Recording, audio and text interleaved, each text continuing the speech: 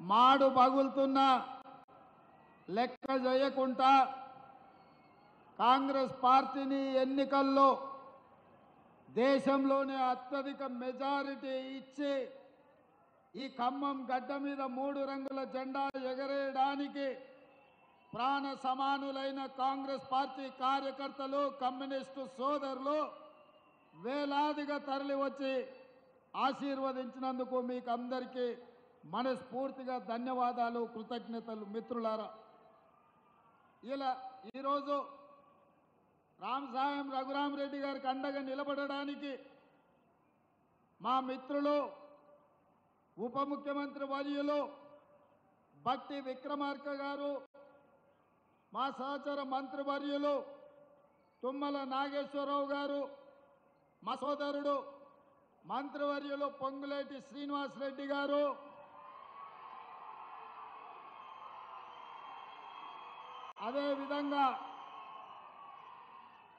అదేవిధంగా మా ఖమ్మం జిల్లాలో అందరూ శాసన సభ్యులు, మా అక్క మాజీ కేంద్ర మంత్రివర్యులు రాజ్యసభ సభ్యులు శ్రీమతి రేణుకా చౌదరి గారు, అదేవిధంగా రాష్ట్ర నాయకులు, జిల్లా నాయకులు, మండల పార్టీ అధ్యక్షులు, ప్రాణ సమానులైన గ్రామ పార్టీ అధ్యక్షులు, సిపిఎం నాయకులు, సిపిఐ నాయకులు, తెలంగాణ జనసమితి కోదండరాం గారి అభిమానులు అందరూ కలిసి కట్టుగా ఇండియా కూటమిని ఈ దేశంలో అధికారంలోకి తేవాలన్న ఆలోచనతో శ్రీ రాహుల్ గాంధీ గారిని ఈ దేశ ప్రధానమంత్రిని చేయాలన్న ఆలోచనతో ఈరోజు మీరందరూ రావడం సంతోషం. మీ అందరినీ చూసిన తర్వాత నాకు సంపూర్ణమైన నమ్మకం కలిగింది. భారతదేశంలోనే మొదటి ఎన్నికలలో అత్యధిక మెజారిటీ రావి నారాయణ రెడ్డి గారికి వచ్చింది. ఆనాడు పండిత్ జవహర్లాల్ నెహ్రూ గారి కంటే కూడా ఆనాడు రావి నారాయణ రెడ్డి గారికి ఈ నల్లగొండ గడ్డ నుంచి, ఈ వరంగల్ ప్రాంతం నుంచి, తెలంగాణ రాష్ట్రం నుంచి వారిని ఎన్నుకోవడం జరిగింది. ఆ స్ఫూర్తితో ఈనాడు తప్పకుండా దేశంలోని అత్యధిక మెజారిటీ ఇచ్చే పార్లమెంటు నియోజకవర్గంగా ఖమ్మం పార్లమెంటు నియోజకవర్గం చరిత్రలో నిలబడబోతుంది. మా ఖమ్మం సోదరులందరికీ కూడా మనస్ఫూర్తిగా నేను ధన్యవాదాలు, కృతజ్ఞతలు తెలియజేస్తున్నా. మిత్రులారా, ఖమ్మం జిల్లాకు ఒక గొప్ప చరిత్ర ఉన్నది, ఒక గొప్ప పోరాట పటిమ ఉన్నది.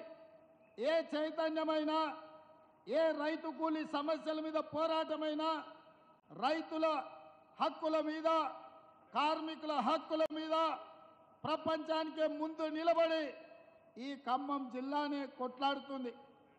ఆనాడు 69 తెలంగాణ ఉద్యమం ఈ ఖమ్మం పాల్వంచ నుంచే మొదలై ఆనాడు మీ బిడ్డ రవీంద్రనాథ్ అనే వ్యక్తి మొట్టమొదట తెలంగాణ ఉద్యమం కోసం పునాదులేసి జై తెలంగాణ నినాదాన్ని ఈ ప్రపంచానికి వినిపించిన ప్రాంతం పాల్వంచ ఖమ్మం జిల్లా.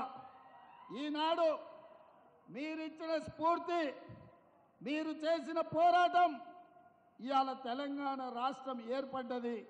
ఏర్పడ్డ తెలంగాణ రాష్ట్రంలో నేను నిశితంగా గమనిస్తున్న ఖమ్మం జిల్లాను 2014, 2018, 2023 3 ఎన్నికల్ని నిశితంగా గమనిస్తే ఈ ప్రాంత ప్రజలు ఎంత చైతన్యవంతులో, ఎంత విలక్షణమైన తీర్పిస్తారో, ఒక మనిషిని దుర్మార్గుడు, దుష్ట ఆలోచన ఉన్నవాడని అందరికంటే ముందు ఎట్లా పసిగడతారో మిమ్మల్ని చూసి నేర్చుకోవాల్సిన అవసరం ఉన్నది. 2014లో బీఆర్ఎస్ పార్టీకి ఒకటే సీట్ ఇచ్చిండ్రు, 9 సీట్లు ప్రతిపక్షాలకు ఇచ్చిండ్రు. 2018లో బీఆర్ఎస్కు ఒకే ఒక్క సీట్ ఇచ్చిండ్రు. ఇప్పుడు కూడా మీరు ఒక సీట్ ఇచ్చినా మళ్ళీ మీరందరూ ఆ మిత్రుడిని కూడా ఈరోజు ఇండియా కూటమిలో చేర్పించి రఘురామ్ రెడ్డి గారి గెలుపు కోసం వారు కూడా మనతో కలిసిందంటే ఏ రోజు కూడా ఈ ఖమ్మం జిల్లా నయవంచన నక్క చిత్తుల మాటకు ముందు అబద్ధంతోనే మొదలు పెట్టే కాలకూట విషం కల్వకుంట్ల చంద్రశేఖరరావును మీరు ముందే పసిగట్టి బండకేసి కొట్టి ఖమ్మంలో 100 మీటర్ల గోతి తీసి పాతి పెట్టింది ఈ ఖమ్మం జిల్లా అని నేను చెప్పదలుచుకున్నా. అందుకే మిత్రులారా, మీ చైతన్యం, మీ పోరాటం, మీ పట్టుదల మిగతా తెలంగాణ ప్రాంతానికి ఆదర్శం. మా మిత్రుడు బట్టి విక్రమార్క గారితో నేను అప్పుడప్పుడు అంటుంటా, నవ్వుకుంటా, అయ్యా నాయన ఎవరితోనైనా పెట్టుకోవచ్చు కానీ మీ ఖమ్మం జిల్లా వాళ్ళతో పెట్టుకోవద్దు.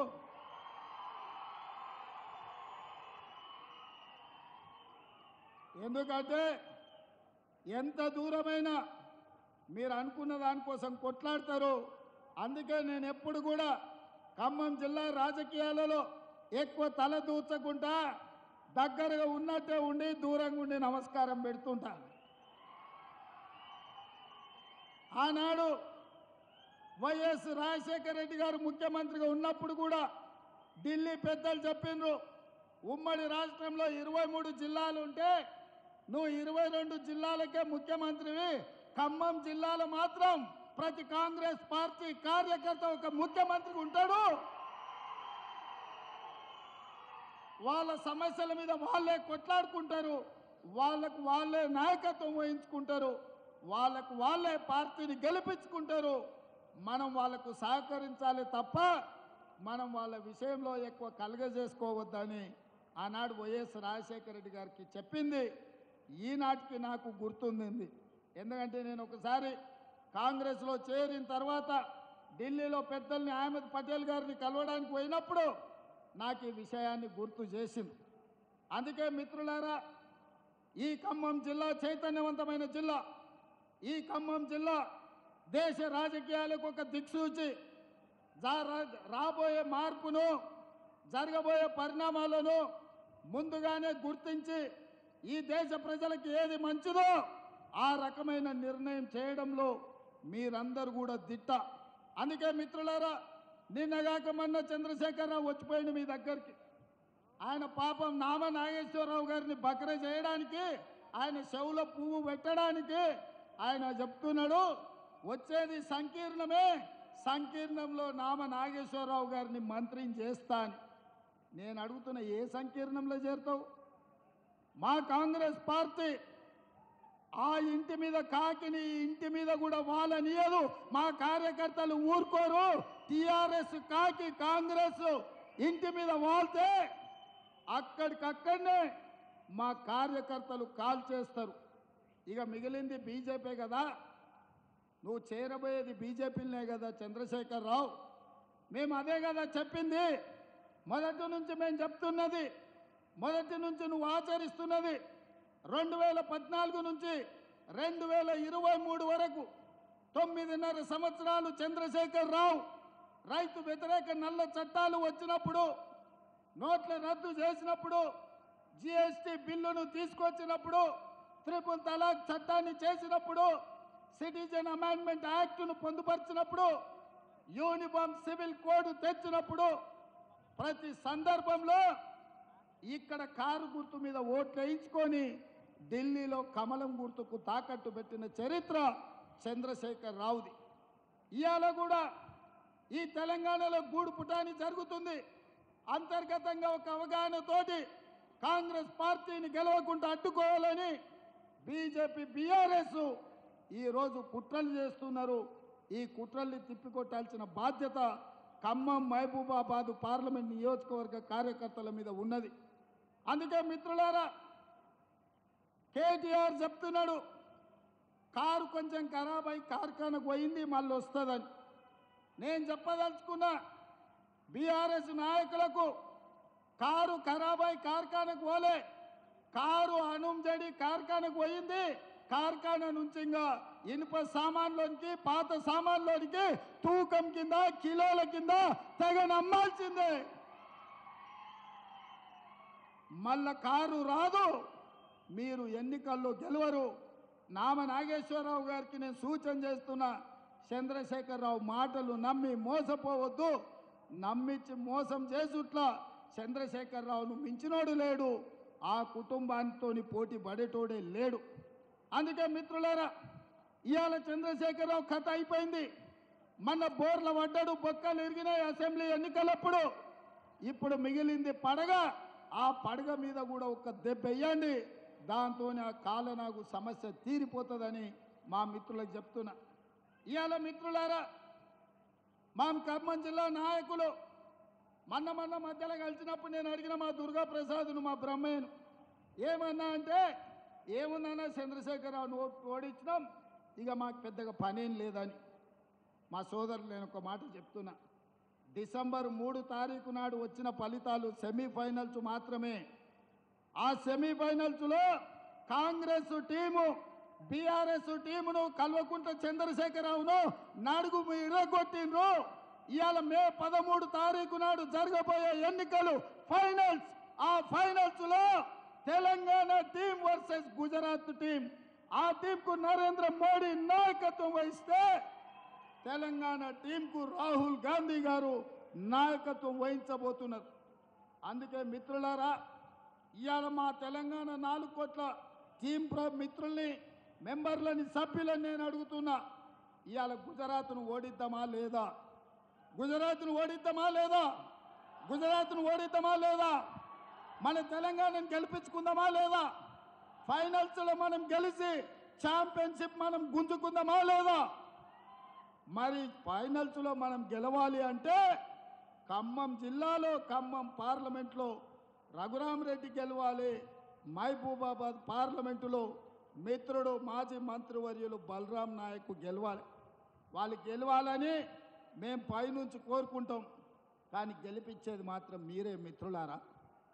మీ రక్తాన్ని చెమటగా మార్చి, చెమటను దారపోసి, భుజాలు కాయలు కాసేలాగా 3 రంగుల జెండాను మోసి రేపు ఎన్నికల్లో లక్షలాది మెజార్టీతోని కాంగ్రెస్ పార్టీ గెలవాలి అంటే మళ్ళీ మీరే కథన రంగంలో దిగాలి, మీరే కార్యోన్ముఖులై ముందుకు నడవాలి.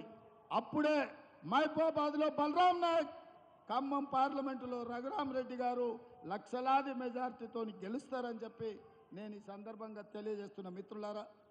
ఇవాళ చంద్రశేఖరరావు అంటున్నాడు కాంగ్రెస్ దిగిపోవాలని. నేను అంటున్న చంద్రశేఖరరావు, నీ మెదడేమన్నా దొబ్బిందా అని. ఎందుకంటే 10 ఏళ్ళు ఈ దేశాన్ని పట్టి పీడించిండు నరేంద్ర మోడీ. 10 ఏళ్ళు ఈ రాష్ట్రాన్ని దోసుకున్నావు నువ్వు. ఈ దేశాన్ని పట్టి పీడించి ఆనాడు సోనియమ్మ తెలంగాణ రాష్ట్రంతో పాటు మీ ఖమ్మం జిల్లాలో బయ్యారంలో ఉక్కు కర్మాగారం ఇచ్చింది, వరంగల్ జిల్లాలో రైల్వే కోచ్ ఫ్యాక్టరీ ఇచ్చింది, రంగారెడ్డి జిల్లాలో ITIR కారిడార్ ఇచ్చింది, ఆదిలాబాద్ జిల్లాకు గిరిజన యూనివర్సిటీ ఇచ్చింది, నల్గొండ జిల్లాకు ఐఐటి ఇచ్చింది, మెదక్ జిల్లాకు IIM ఇచ్చింది, మహబూబ్ నగర్ జిల్లాకు పాలమూరు రంగారెడ్డి ఎత్తిపోతల ప్రాజెక్టును ఇచ్చింది. వీటన్నిటిని కూడా పడావు పెట్టి పండబెట్టి తెలంగాణకు అన్యాయం చేసింది, తెలంగాణకు ద్రోహం చేసింది భారతీయ జనతా పార్టీ. మరి అట్లాంటి భారతీయ జనతా పార్టీ ఇవాళ ఎన్నికల్లో ఓట్లు అడుగుతున్నది. ఇదే కాదు, మన పార్లమెంటు బడ్జెట్ సమావేశాల సందర్భంగా నరేంద్ర మోడీ గారు తెలంగాణను అవమానించిండ్రు. తెలంగాణ రాష్ట్ర ఏర్పాటు ప్రక్రియ తలుపులు మూసి కాంగ్రెస్ చేసింది. సోనియమ్మ తల్లిని చంపి బిడ్డను బతికించింది, తెలంగాణ రాష్ట్రం ఇచ్చిందని. నేను బీజేపీ నాయకులను అడుగుతున్నా, మీకేమైనా సిగ్గుందా? మళ్ళీ మా తెలంగాణకు వచ్చి సీట్లు అడగడానికి, ఓట్లు అడగడానికి. తెలంగాణ ఏమి ఇవ్వకపోను ఇవాళ తెలంగాణను అవమానించుకుంటూ మాట్లాడింది. అందుకే మిత్రులారా, ఇవాళ ఈడొకటి ఉన్నది, రగన్న తీసుకో, అది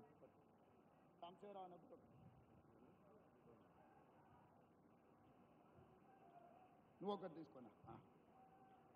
మిత్రులారా, ఇవాళ ఇక్కడ చూడండి, మనం బయ్యారం ఉక్కు కర్మాగారం అడిగితే బీజేపీ మన గాడిద గుడ్డు ఇచ్చింది. మనం రైల్వే కోచ్ ఫ్యాక్టరీ వరంగల్కి అడిగితే బీజేపీ గాడిద గుడ్డు ఇచ్చింది. మనం ఐటీఐఆర్ కారిడార్ అడిగితే ఇవాళ బీజేపీ గాడిద గుడ్డు ఇచ్చింది. ఇవాళ IIIT గిరిజన యూనివర్సిటీ అడిగితే తెలంగాణకు గాడిద గుడ్డు ఇచ్చింది బీజేపీ. మరి నేను అడుగుతున్న మిత్రులారా, ఇవాళ తెలంగాణకు గాడిద గుడ్డు ఇచ్చిన బీజేపీకి మనం ఓటేద్దామా, కర్రు కాల్చి వాత పెడదామా? మీరు ఒక్కసారి చెప్పండి అని చెప్పి నేను అడుగుతున్నా. అదేవిధంగా ఇవాళ రైతు రుణమాఫీ గురించి, రైతు బంధు గురించి చంద్రశేఖరరావు మాట్లాడుతుండు. మరి చంద్రశేఖరరావు మతుండు మాట్లాడుతుండో, మందేసి మాట్లాడుతుండో నాకైతే అర్థం కాలే. వేసినాక దిగినాక మాట్లాడుతుండో, వేసే ముందు మాట్లాడుతుండో. రైతు బంధు పథకం వేస్తలేరని ఓ సన్నాసోడా, సోయలేనోడా, చవట, దద్దమ్మ, దిక్కుమాలినోడా, దివానగా నువ్వు దిగిపోయినాడు మా బట్టి విక్రమార్క గారి చేతిలో 7 లక్షల కోట్ల రూపాయల అప్పుతోని దివాలా తీసిన సంసారం మొత్తం దివాలా తీసి నెత్తి మీద 7 లక్షల అప్పు పెట్టినావు. ఆయన గట్టోడు కాబట్టి బట్టి ఎట్లో ఒకట్లా తట్టుకొని ప్రతి నెల 1వ తారీఖు నాడు జీతాలు ఇస్తున్నాడు, పెన్షన్లు ఇస్తున్నాడు.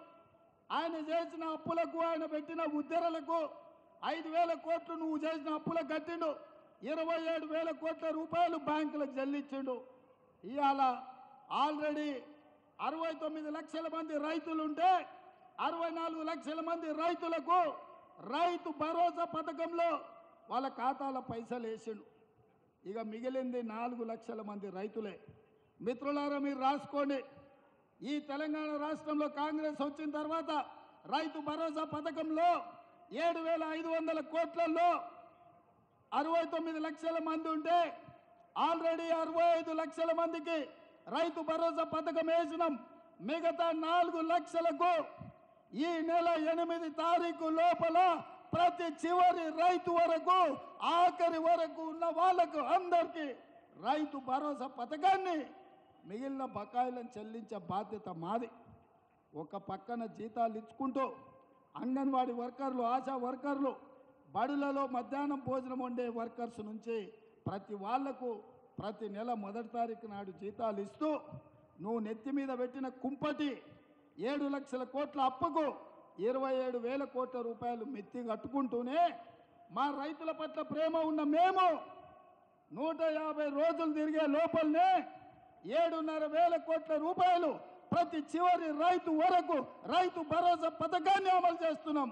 ఈ సన్నాసి సోయి లేకుండా వచ్చి కేసీఆర్ దిగిపోయిండు, రైతు భరోసా ఆగిపోయింది అంటాడు. వస్తావా నువ్వు? మే 9 తారీఖు నాడు అమరవీరుల స్తూపం ముందు చర్చ పెడతాం. అమరవీరుల స్తూపం సాక్షిగా ఈ రాష్ట్రంలో ఎవరికైనా, ఏ రైతుకైనా, అది ఖమ్మం కావచ్చు, కొత్తగూడెం కావచ్చు, ఆదిలాబాద్ కావచ్చు, అలంపూర్ కావచ్చు, అచ్చంపేట కావచ్చు, కొడంగల్ కావచ్చు, లేకపోతే మదిర కావచ్చు, ఏ రైతుకైనా ఈ నెల 9 తారీఖు లోపల ఏ ఒక్క రైతుకైనా బకాయి ఉంటే నేను సవాలు చేస్తున్నా, అమరవీరుల స్తూపం ముందు ముక్కు నేలకు రాసి క్షమాపణ చెప్తా. ఒకవేళ అందరు రైతులకు రైతు భరోసా పథకంలో నిధులు వస్తే నీ ముక్కు నేలకు రాసి క్షమాపణ చెప్తావు ఆ చంద్రశేఖరరావు అని నేను అడుగుతున్నా. ఆయన సిగ్గులేనోడు, ముక్కు ఎట్లాగింత పొడుగుంది, రాసినా రాస్తాడు. ఏంటంటే రాస్తే కొంచెం అరిగితే పోయేదే ఉందిలే, ఇంత పెద్దగా ఉందని. అట్లాంటోడు ఈరోజు ఈ రాష్ట్రంలో మనకు ప్రధాన ప్రతిపక్ష నాయకుడిగా ఉన్నాడు. అది మన దురదృష్టం. ఇదే కాకుండా అల్లుడు రైతు రుణమాఫీ ఎప్పుడు చేస్తామని నేను ఆ సన్నాయోనికి చెప్పిన 15 ఆగస్టు లోపల చేస్తారా భయ్, నువ్వు చేసిన అప్పులు కడుతున్నా, జర కూడా తీసుకోవాలి సంసారాన్ని కడతా అని. నువ్వు 15 ఆగస్టు లోపల చేస్తే నేను రాజీనామా చేస్తే సవాల్ అన్నాడు. సరే మంచిది, రాజీనామా పత్రం జేబులో పెట్టుకో అని మన సిద్దిపేట పోయి చెప్పిన. ఈ సిద్దిపేటకు శనీశ్వరరావు పట్టుకున్నాడు, 15 ఆగస్టు లోపల వదిలిస్తాను. ఇప్పుడు కూడా కొత్తగూడెం నుంచి ఈ శనీశ్వరరావుకు సూటిగా సవాలు విసురుతున్నా, సూటిగా సమాధానం చెప్తున్నా. 15 ఆగస్టు లోపల భద్రాచలం రాముల వారి సాక్షిగా రైతులకు రాష్ట్రంలో, రైతులకు తెలంగాణ రాష్ట్రంలో 2 లక్షల రూపాయల రుణమాఫీ చేసి ఈ రాష్ట్రానికి పట్టిన చీడ పీడ శనీశ్వరరావును సిద్దిపేటలోనే పాతరేసే విధంగా రైతు రుణమాఫీ చేసే బాధ్యత నేను తీసుకుంటా. నువ్వు మాట మీద ఉండే మనిషివే అయితే దూలం లెక్క పెరిగిండు, కానీ దూడకున్న బుద్ధి కూడా హరీష్ రావుకు లేదు. మొదట్లోటి చెప్పి మధ్యలో చోటు చెప్పి చివరికి పారిపోదామని ఎత్తుగడలు వేస్తున్నాడు. అందుకే తెలంగాణ రైతాంగానికి నేను మాట ఇస్తున్నా, 15 ఆగస్టు లోపల 2 లక్షల రూపాయల రైతు రుణమాఫీ చేసి మీ రుణం తీర్చుకునే బాధ్యత నాది, మా మిత్రుడు బట్టిది, మా మంత్రి తుమ్మల నాగేశ్వరరావు గారిది. వ్యవసాయం గురించి తుమ్మల గారికి ఎవరు చెప్పాల్సిన పని లేదు. ఆయననే సొంతంగా వ్యవసాయదారులు లుంగి కట్టుకొని వ్యవసాయం చేస్తాడు. గెలిస్తే సేవ చేస్తాడు, లేకపోతే వ్యవసాయం చేస్తాడు. అవునా? ఆయన కంటే ఎవరికైనా వ్యవసాయం గురించి తెలుసా? తాతకు దగ్గు నేర్పుతున్నాడు ఒకడొకడు వచ్చి వ్యవసాయం గురించి. అందుకే మిత్రులారా, ఆసరా పెన్షన్లు, అందరికి ఆసరా పెన్షన్లు కూడా ఈ 9 తారీఖు లోపల అందరి ఖాతాలో పడతాయి. ఇవాళ దింపుడు గల్ల మాస చంద్రశేఖరరావుది పుట్టి పిల్లి శాపనార్థాలకు పుట్టి తెగిపడదు అన్నట్టు రైతు భరోసా పుల్లనన్న పెడితే ఓట్లు వస్తాయేమో, విద్యుత్ కోతలని అబద్ధాలు చెప్తే కోతల రాయుడి కింద కోస్తే ఏమైనా ఓట్లు వస్తాయేమో, ఆసరా పెన్షన్ వస్తలేదని అబద్ధాలతో బతకాలని అనుకుంటున్నాడు. నీకే అవకాశం లేదు చంద్రశేఖరరావు, నీ పని అయిపోయింది. నీకు దింపుడు గల్ల మాస కూడా ఉపయోగం లేదు. ఏమున్నా బీఆర్ఎస్ పార్టీ కాటికి పోవాల్సిందే. కారు గుర్తు అనే దానికి తెలంగాణ సమాజంలో తావు లేదు. అన్ని సమస్యల్ని పరిష్కరించే బాధ్యత మేము తీసుకుంటామని మిత్రులకు నేను అందరికి తెలియజేస్తున్నా. ఇక బీజేపీ నేను చెప్తానే ఉన్నా, 400 సీట్లు ఇస్తే రాజ్యాంగాన్ని మారుస్తారు, రిజర్వేషన్లను రద్దు చేస్తారు. అందుకే 400 సీట్లు అడిగితే వాళ్ళు అడుగుతున్నారని. నిన్న మన కిషన్ రెడ్డి బండి సంజయ్ అన్నాడు, రాజ్యాంగం మారుస్తామని ఎవడన్నంటే వాడిని చెప్పుతో కొట్టాలని. నేను ఇప్పుడు ఈ వేదిక మీద నుంచి బండి సంజయ్ కిషన్ రెడ్డి గారిని అడుగుతున్నా, భారతీయ జనతా పార్టీ జాతీయ ప్రధాన కార్యదర్శి దుష్యంత్ కుమార్ గౌతమ్ అనే వ్యక్తి మీ భారతీయ జనతా పార్టీ ప్రధాన కార్యదర్శి జాతీయ స్థాయిలో ప్రభుత్వం వచ్చిన వెంబడే రాజ్యాంగంలో ఉన్న ప్రియాంబుల్లోనే మార్పులు చేస్తాం, రాజ్యాంగాన్ని మారుస్తామని నిన్న ఇంటర్వ్యూ ఇచ్చిండు. ఈనాడు పేపర్లో ప్రముఖంగా తాటికాయంత అక్షరాలతో వచ్చింది. ఇన్నాళ్ళు నేను చెప్పింది, నేను చేసిన ఆరోపణను మీ బీజేపీ జాతీయ ప్రధాన కార్యదర్శి దుష్యంత్ కుమార్ గౌతమ్ స్పష్టంగా అధికారికంగా బీజేపీ అధికారంలోకి వచ్చిన వెంబడే రాజ్యాంగాన్ని మారుస్తామన్నాడు. ఇప్పుడు ఎవరిని చెప్పు తీసుకొని కొట్టాలని అరగుండును గుండు నేను అడుగుతున్నా. ఇవాళ నిజామాబాద్లో గుండు ఉన్నాడు, కరీంనగర్లో అరగుండు ఉన్నాడు. ఇక అపర మేధావి కిషన్ రెడ్డి నేను అడుగుతున్నా, మీ ప్రధాన కార్యదర్శి రాజ్యాంగాన్ని మారుస్తామన్నాడు కదా, అబద్ధాలు చెప్పినందుకు మిమ్మల్ని కొట్టాలనా, రాజ్యాంగం మారుస్తా అన్నందుకు మీ ప్రధాన కార్యదర్శిని కొట్టాలనా మీరే నిర్ణయించండి.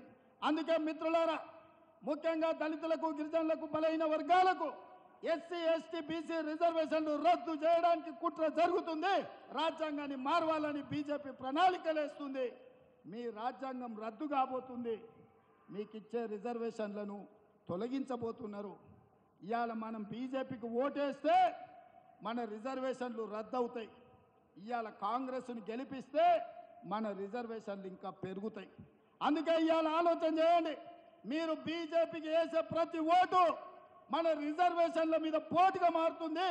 బీజేపీ మన మెడ మీద ఏలాడుతున్న కత్తి, ఆ కత్తిని తుదబొట్టించాలి అని అంటే కాంగ్రెస్ పార్టీ గెలవాలి. మీరందరూ రాజ్యాంగాన్ని రక్షించుకోవడానికి, రిజర్వేషన్లను కాపాడుకోవడానికి కాంగ్రెస్ పార్టీని గెలిపించడానికి సిద్ధంగా ఉన్నారు కదా, ఉన్నారు కదా, ఉన్నారు కదా, ఉన్నారు కదా, ఉన్నారు కదా. ఇవాళ నేను 2 ప్రశ్నలు అడుగుతా, తీసుకో. బీజేపీ ఏమిచ్చిందంటే గాడిద గుడ్డ అని చెప్పాలి, అది తీసుకో. మోడీ ఏమిచ్చిండు అంటే గాడిద గుడ్డ అని మీరు అనాలి. రెడీనా? రెడీనా? రెడీనా? రెడీనా? రెడీనా? బీజేపీ ఏమిచ్చింది? గట్టిగా అనాలరా నాయన, మీరు ఖమ్మమోళ్ళు, పెద్ద గొంతున్నోళ్ళు మీరు. మోడీ ఏం తెచ్చిండు? బీజేపీ ఏమిచ్చింది? మోడీ ఏం తెచ్చిండు? బీజేపీ ఏమిచ్చింది? మోడీ ఏం తెచ్చిండు? బీజేపీ ఏమిచ్చింది? మోడీ ఏం తెచ్చిండు? బీజేపీ ఏమిచ్చింది? మోడీ ఏం తెచ్చిండు? మరి నేను అడుగుతున్న మిత్రులారా, తెలంగాణ గాడిద గుడ్డించడానికి కర్రు కాల్చి వాత పెడతారా, ఓటేస్తారా? కర్రు కాల్చి వాత పెడతారు కదా. మరి కాంగ్రెస్ పార్టీని బలరాం నాయక్ను రఘురాం రెడ్డిని 3 లక్షల పైన మెజార్టీతో గెలిపిస్తారా? పక్కానా? నేను 3 లక్షలు అంటే మీరు పక్కా అనాలి. మరి 3 లక్షలు 3 లక్షలు 3 లక్షలు 3 లక్షలు 3 లక్షలు 3 లక్షలు 3 లక్షలు 3 లక్షలు గట్టిగా అను. నేను ఇంకా గట్టిగా అనాలి. మోడీ